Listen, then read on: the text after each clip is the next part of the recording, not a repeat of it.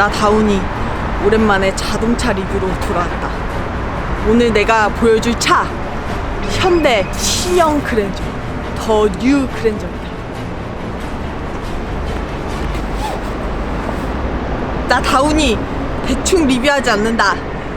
더 뉴 그랜저로 지금 서울 목동에서부터 전라도 광주까지 가볼 것이다. 전라도 광주까지 실제 측정 연비, 실제 연비 얼마나 나올 것인지 궁금하시다면 to be continued. 이제 타. 안녕하세요 여러분. 오늘 제 리뷰에서는 진짜 제가 그랜저 낱낱이 살펴볼 예정인데요. 먼저 많은 분들이 궁금해하실 3.3 가솔린의 연비, 실제 연비 얼마나 나올지 제가 오늘 전라도 광주까지 가면서 연비 측정 해보도록 하겠습니다. 목적지를 말씀하세요. 전라도 광주 상무지구. 와, 전라도 광주까지 306km가 뜨네요. 3시간 46분. 실화냐? 하지만 편안한 더 뉴 그랜저와 함께라면 어디든 갈 수 있습니다. 한번 전라도 광주까지 가보시죠. 출발!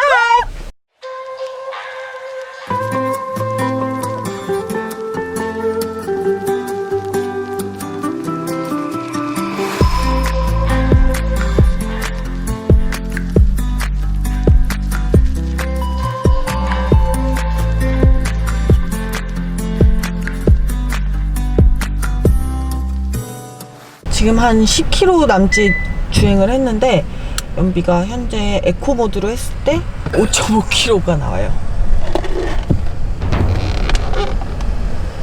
생각보다 좋은 연비는 아닌데 그게 아마 제 발 때문일 수도 있어요. 조금 더 장거리 운전을 해봐야 될 것 같아요. 지금 너무 막히는 길을 계속 엑셀과 브레이크를 반복을 하고 있어서 어쨌든 시내 주행은 한 5, 6km 정도 나오는 것 같습니다.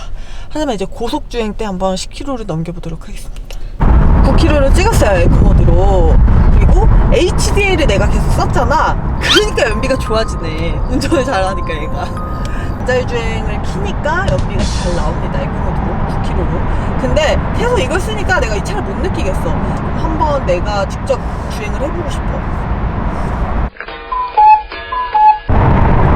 연비가 어느덧 스포츠 모드인데 9.3km/L까지 올라갔네.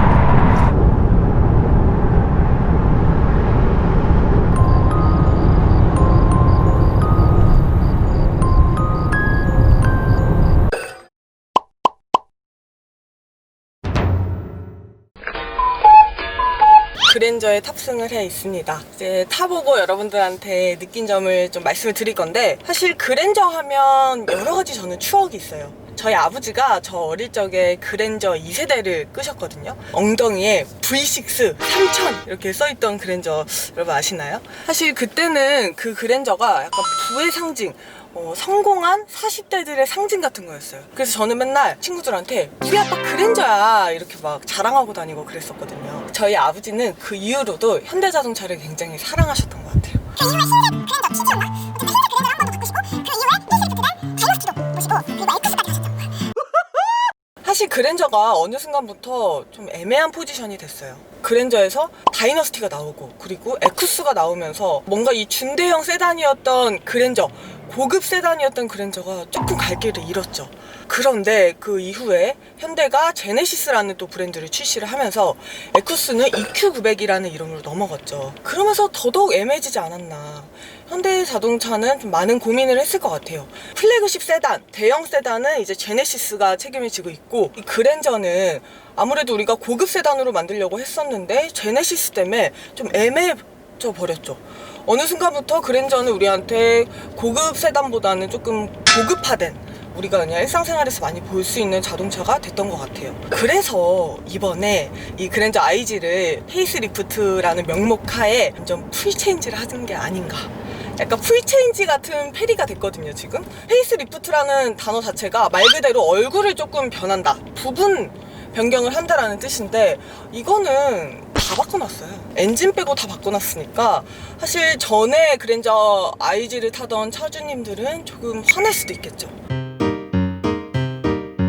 어쨌든 많이 바뀐 이번 그랜저 신형 더 뉴 그랜저 어떻게 변했는지 얼마나 많이 변했는지 저 다운이가 낱낱이 파헤쳐보도록 하겠습니다. 출발!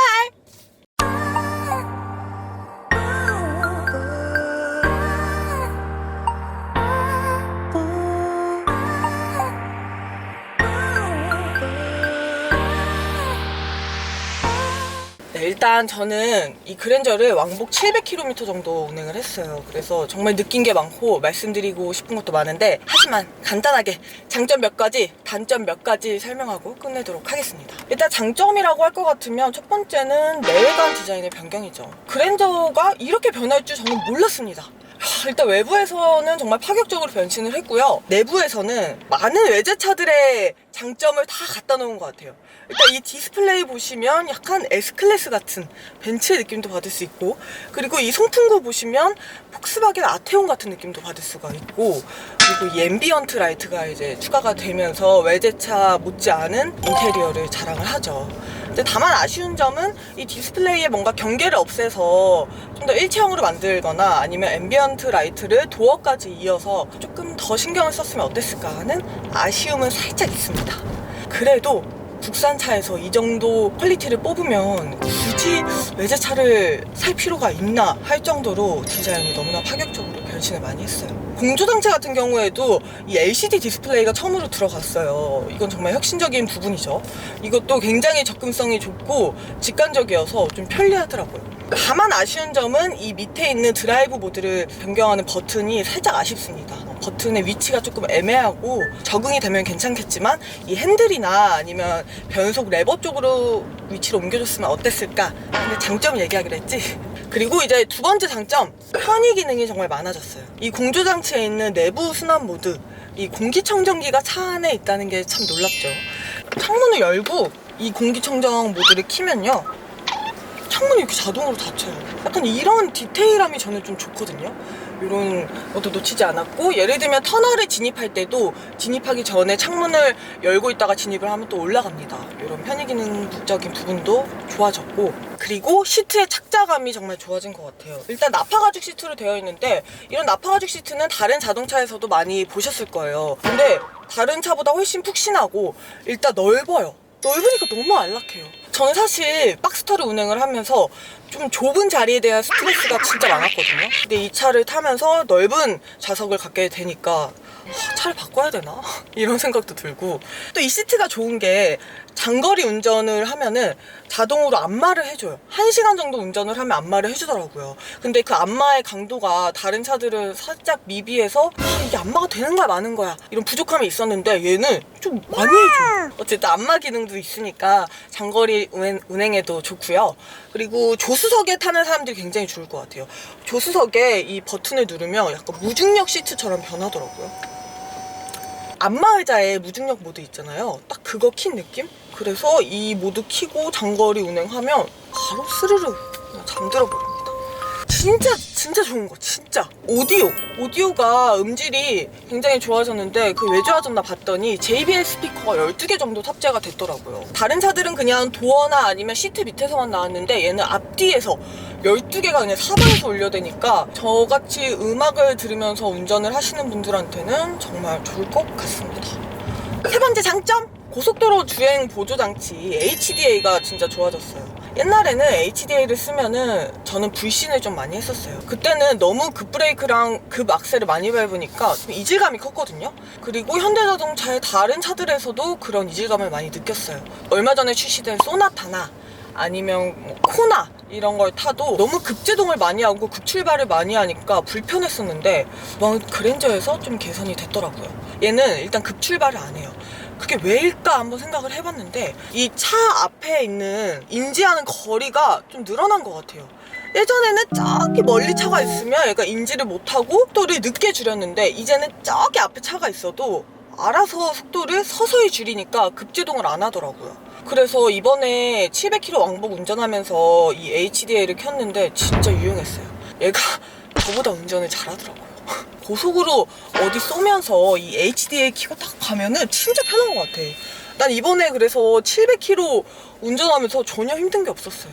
운전하다 보면 알아서 안마해주고 방음 잘 되고 스피커 좋고 하니까 살짝 운전에 대한 압박감, 부담감이 조금 줄어들더라고요. 그리고 또 장점! 일단 뭐 주행 성능은 말할 것 없이 좋아졌고요. 고속에서 진짜 안정성이 좋아졌어요. 그게 왜 그러냐면 저는 옛날부터 현대자동차를 타면 사람들한테 항상 물어봤어요. 왜 현대차는 항상 핸들이 가볍고 밑에가 이렇게 낭창낭창해요? 저는 이런 느낌이 싫어요. BMW나 미니쿠퍼처럼 조금 하드하게 해주면 안 돼요? 라고 물어봤었는데 근데 이번에 그런 것들이 진짜 많이 개선이 됐어요. 일단 핸들이 조금 무거워졌어요. 전보다 확실히. 핸들 방식에 요즘 많이 쓰는 게 RMDPS가 있고 CMDPS가 있어요. 근데 C는 예전에 많이 쓰던 방식이에요. 조금 단가가 싸고 핸들이 조금 더 가볍고 그래서 여성들이나 아니면 노인들이 운전하기 좋고요.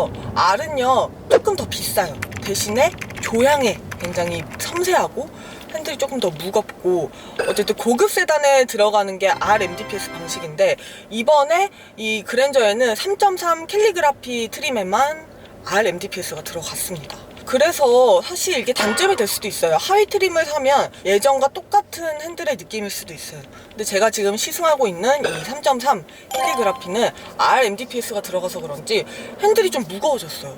근데 이게 고속에서 가면 더 좀 무거워져요. 그래서 굉장히 안정적으로 좀 주행을 할 수가 있고 조향도 예전보다는 확실히 섬세해진 걸 느낄 수가 있습니다.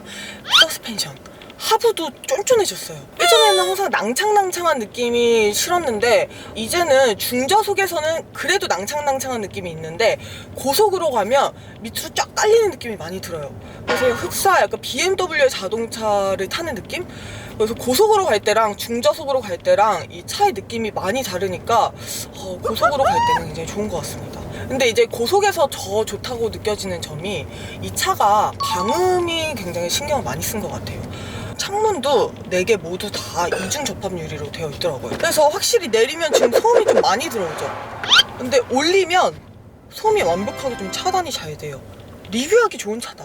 조용하니까 내 말소리가 잘 들어가니까 리뷰할 때 이런 차를 항상 타면 좋겠습니다. 하지만 그만큼 또 단점도 있겠죠. 과도한 성형을 하면 또 성형의 부작용이 있을 수가 있잖아요. 사실 부작용이 있는 건 아니고 굳이 단점을 찾아보자면 첫 번째 일단 뒷자리의 공간감이 굉장히 좋아졌어요. 하지만 그 공간감이 왜 좋아졌냐?